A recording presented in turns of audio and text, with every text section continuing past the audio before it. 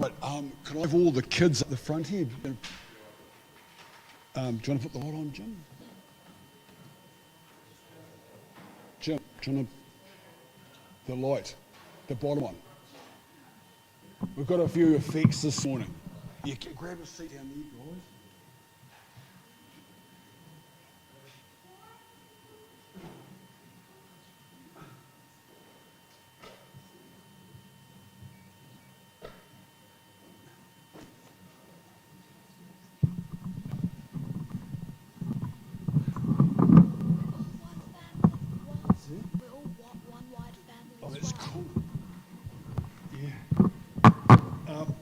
If you can't see, you're going to have to move to the front.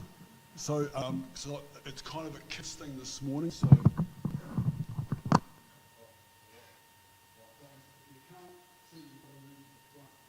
I'm on a mission to get these front seats filled. So, right. So it's Christmas. So I've got a bit of a story for you. Oh yeah, put those out. Yeah.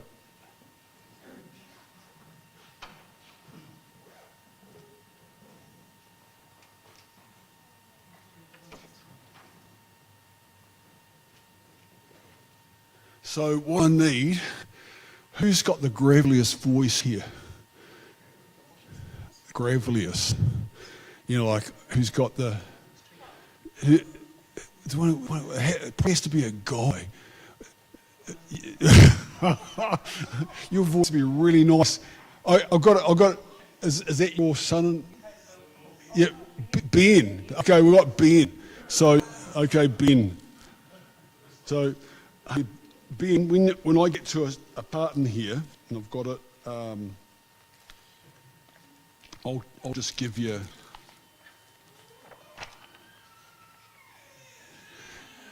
You're going to be the voice of Herod, so it's going to be a really bad voice, you know, like make it real bad. But it's just when we get to the yellow part there, I'll just let you know anyway. Okay, right. I think we've got everything. Let's go. Oh yeah, and also what we need, we need a big kid. Oh yeah. And what about your dad? Is your dad up there? Oh yeah, yep.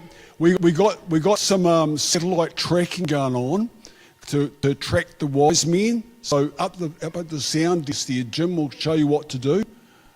So. We've got a few effects this morning just to make it a bit more fun. So I think we've got everything. Okay. Is it going? Oh, it'll go. Okay. You okay, guys? This is for the kids, but we're all big kids. Like, if you ask my wife, I'm a bit of a kid at heart. You know, like, I still like things kids like. So, far to the east, in Persia, men used to watch the stars to predict the future. The Persians called them Zoroastrians. You wouldn't understand that, kids, but adults would. Some of their beliefs have become part of the Islamic religion, like praying towards Mecca 5 times a day. That's a Zoroastrian thing. The Bible calls them the Magi. That's where you get the word magic from.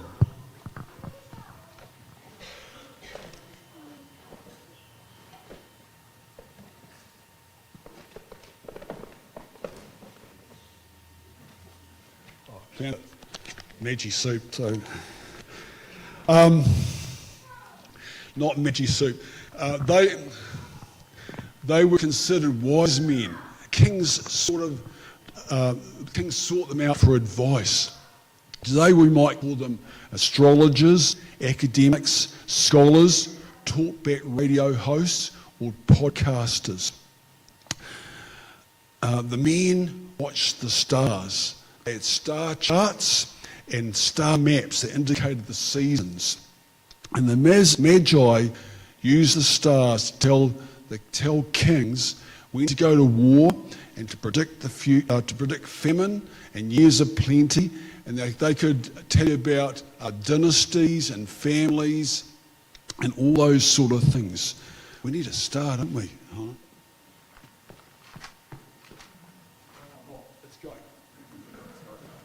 That was Mike.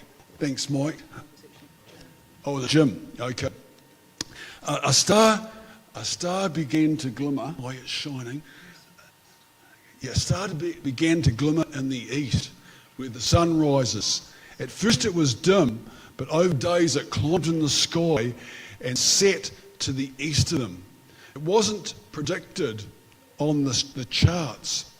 Much discussion followed. They worked it out. The star spoke of a king, a foreign king, who lived in the west. The Persian Empire was filled with many different peoples. The star pointed to a king, but a king of who? Over hundreds of years, there had been empires. There'd been the Assyrian Empire, the Babylonian Empire, the Median Persian Empire, the Greeks and the Romans.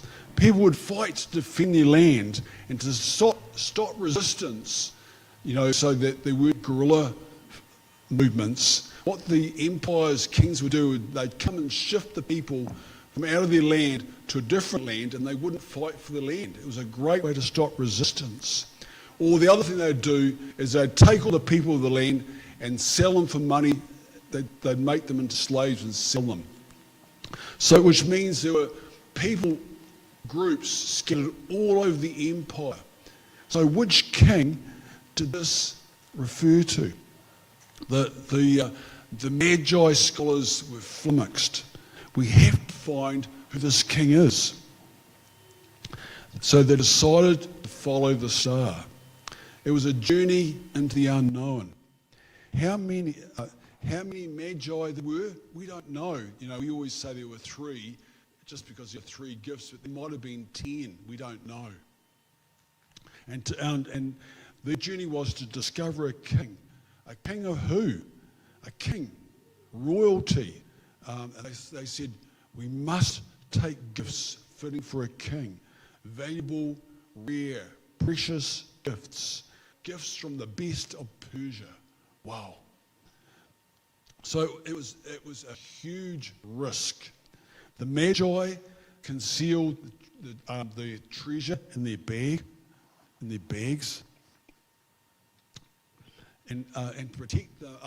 They hid them, protect them, because they were obviously wealthy and important men, and they became targets for bandits and opportunists on the way as they headed towards the west. People who wanted their riches, and also the Persians had enemies in the west. The men set off on their camels, and the star seemed to say, go west, go west. West of Persia with 2 huge rivers, the Tigris and the Euphrates River, like the Waikato River, just much bigger. There's also the desert, a huge desert. And when the sky is clear, the desert is so hot during the day. At night it's freezing cold, so you have to put you have to have the right clothes. So you strip down to a singlet during the day, and at night you put on a heavy woolen coat. And then sometimes the weather would pick up, and there were sandstorms, and the sand was so thick they couldn't see the camels in front of them. But some days they made good distance following the star to find of a king. The king of who? The Magi used to meet and talk around a fire at night. In the lamplight, they would study their charts to work out which king the star was pointing to. There were people in the west who were different. What remained of these people was an ancient kingdom called Judah. People called them the Jews. And the Jews had a temple and books and stories. They were different from other peoples. They had stories about beginnings, floods, patriarchs, about humiliating the Egyptians and escaping as slaves, a law system. They had prophets and kings. As the Magi discussed these things, they began to wonder if the star they were following was pointing to this kingdom. Was this the star pointing to Judah? Was the star pointing to Judah? To the king of Judah, the king of the Jews. So they kept on heading west.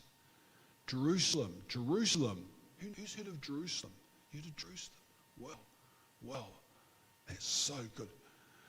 Jerusalem was the capital city of Judea. It was the obvious place to go. Surely if the king was to be born, it would be in the sacred city. They didn't know its recent politics. They didn't know it was a city of the ancient kings, Jewish kings. The delegation, the group of men arrived, the Magi arrived in the city. Men in different clothes, on camels. They come a long way. They were probably a bit dirty. And they looked different, and they spoke strange.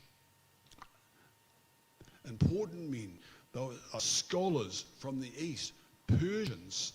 The Romans called them Parthians, a people yet to be conquered, another empire beyond the borders of the Roman Empire. Strange as these riders on camels may have been, is what the questions they were asking that sent shockwaves through the city's elite.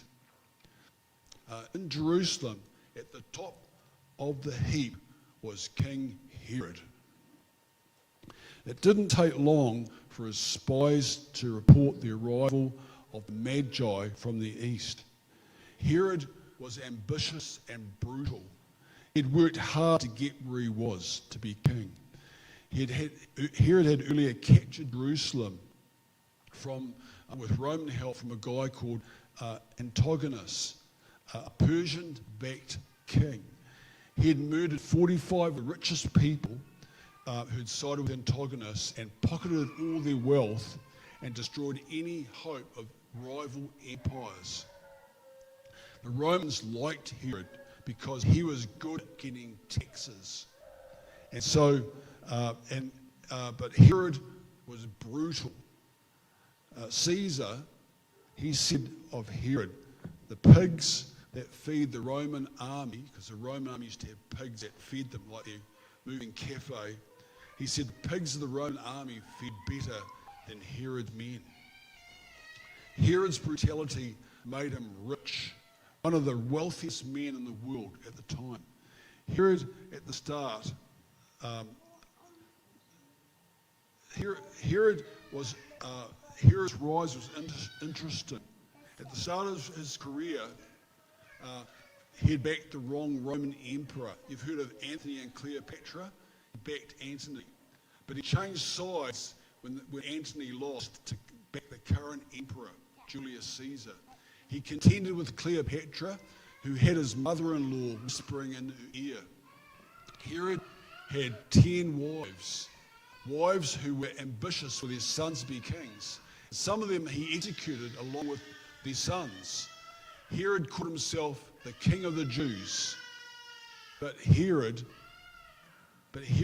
also knew, the Jewish people knew, he was only half Jewish. And so a half-breed could never truly be king of the Jews. But Herod was determined. No one was going to threaten his throne. So when educated, important men from the east asked, "Where is the king of the Jews? Where's the newborn king of the Jews?" We saw his star rise. Alarm bells went off.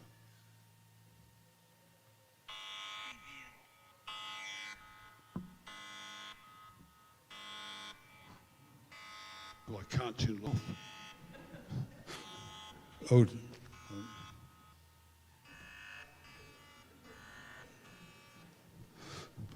Okay, there's just a few sound effects. The ruse, this is a trick. Herod and his queens were terrified. In fact, the whole city was roused. Men from the east following a star that indicated a new Jewish king. A Jewish king and a star. It pushed the buttons of Jewish hope, the longing for a Messiah. No time was lost. Herod called a meeting of the leading priests and teachers of religious law, asking, Where is the Messiah supposed to be born? In Bethlehem, in Bethlehem in Judea, they replied. Herod had the information he needed. He called a secret meeting with the scholars from the east. Herod pretended to be devout, a man who was also on a quest to find the newborn king. He managed to weed out of them the time the star first appeared, and he told them, Go find this child. Leave no stone unturned. As soon as you find him, send me word and I'll join you at once so I can worship him too. Instructed by the king, they set off. Magi had lost contact with the star. As soon as they left Jerusalem, the star reappeared. They were thrilled. It led them on until it hovered over the place of the child. They could hardly contain themselves. They were in the right place. They had arrived at the right time. It was the end of a 2-year quest. They entered the house and saw the child in the arms of Mary. In awe, they knew what they were seeing. Their research and wisdom informed them of the child's identity. A king endorsed by the heavens. A star. Was this the hand of God? No previous king of Israel had these types of signs precede his birth. The Magi hoped in seeing the baby they might be seeing the longed-for Jewish Messiah, the hope of all nature, even of the stars and the angels. Their journey had been a journey of spiritual discovery.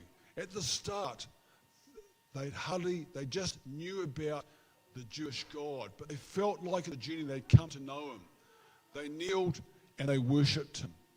They had travelled so far to honour a baby, a king worthy of their best, gifts from Persia, valuable and precious, beautiful to look at and intoxicating to the senses. Then they opened their luggage and presented gifts of, what have we got here? Gifts of gold. Look at that.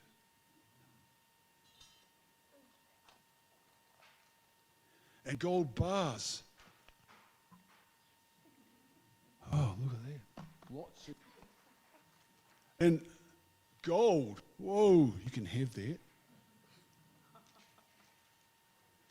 And more gold bars.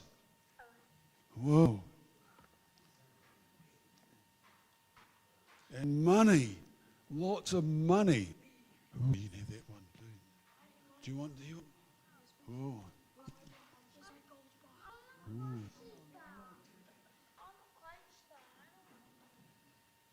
Right, and then they had frankincense.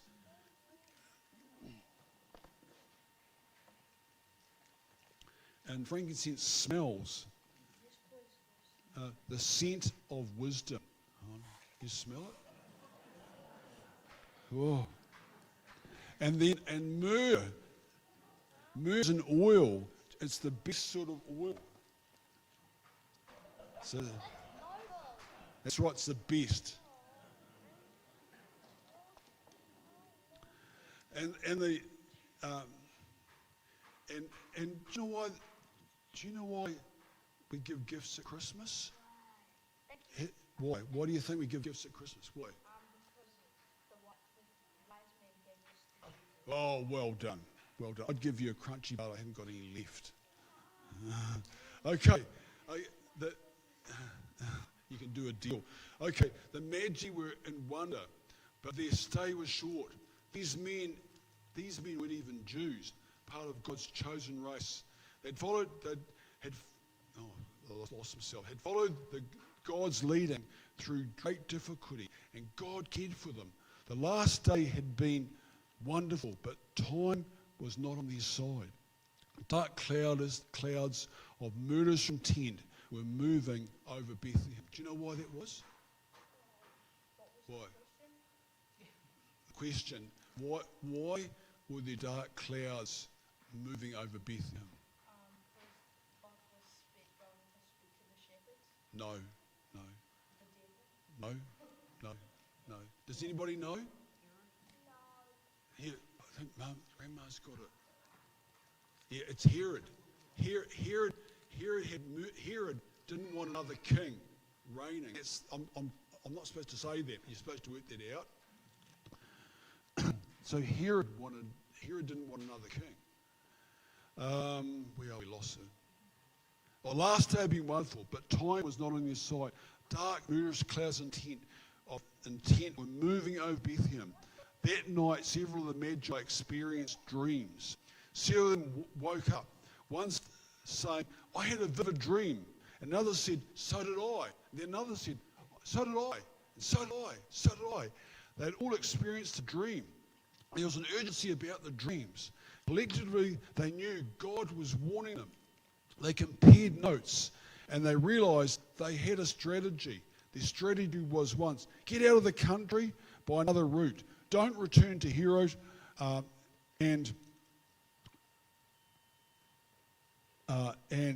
make it quick. And just as they were leaving, one of the Magi dropped a comment. He said, God looks after those who follow him. The visit of the Magi had been thrilling. Strange men, wealthy men with strange clothing, accents and riding camels, all to see a baby. What could this baby be? It made them feel special. It was the talk of the town. How would you feel if men from Iran, clerics with black turbans, turned up in a black Mercedes, stretch Mercedes, to the neighbour's place? Mary and Joseph went to bed that night with the warm glow of satisfaction. God's favour was upon them. When they arrived in Bethlehem, they didn't have much. They had a donkey, which is the same as a car, and enough money to survive.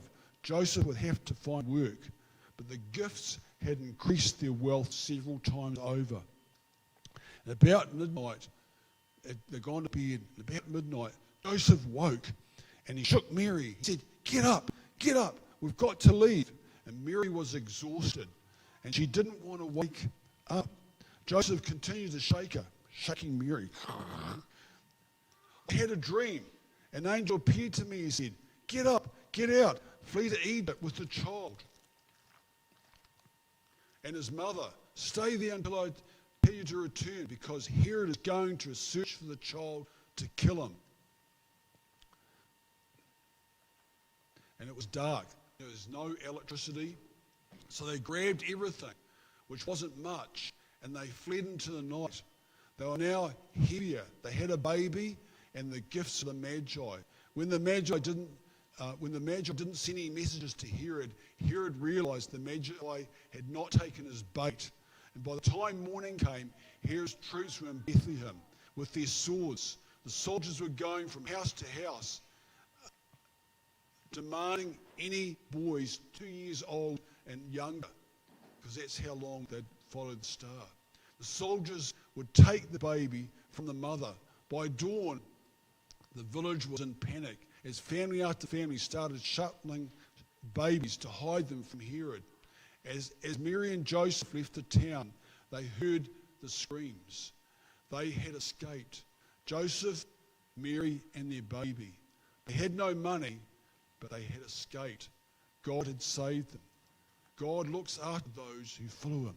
No money and going to Egypt was like going to Auckland with no money. It had all been a rush. It takes 11 days to walk to Egypt.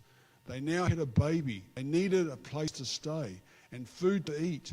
And Mary was over living in animal shelters. She wanted a decent bed. She wanted a washing machine and a shower. The gifts, oh yes, the gifts. They had the Magi's gifts, gold, lots of gold, valuable frankincense, and rare myrrh. The Bible says no more about the gifts. In Egypt, Joseph often thought about the wise men from the east, the escape from Herod's brutality, the journey from Bethlehem to Egypt, and the gifts. One day, thinking out loud, he said to Mary, you know, darling, God looks after those who follow him. For Joseph had become personal. He came and he thought, if I follow God, he will look after me. So Joseph's discovery, the Magi's discovery, and Mary's discovery can be your discovery. So, just the moral of the story, I've got to say it, is God looks after those who follow him. So I've got something for you. When you guys were young, the kids, I used to go and look at the kids at night just to make sure they're okay in bed. And I didn't see it, but when I had the light on, but what they'd done is they had luminous stars they'd stuck them to the roof or to the top of your bunk.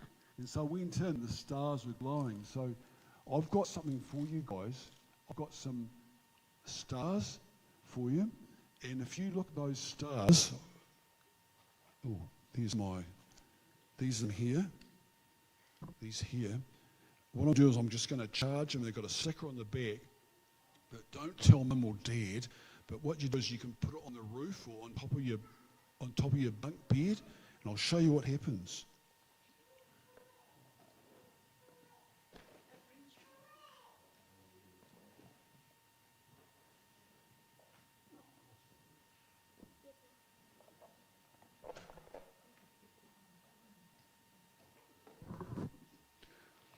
So look at this.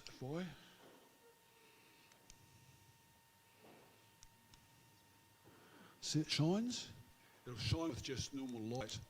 And so if you put this on the roof and you look at it and you say, if I follow God, he will look after me. And if you look at that star, it'll always remind you of that. So I'll give you one. So, yeah. What's your name? Celeste. What a good name. Here. Mia. And what's your name? Archer. Cool name there. So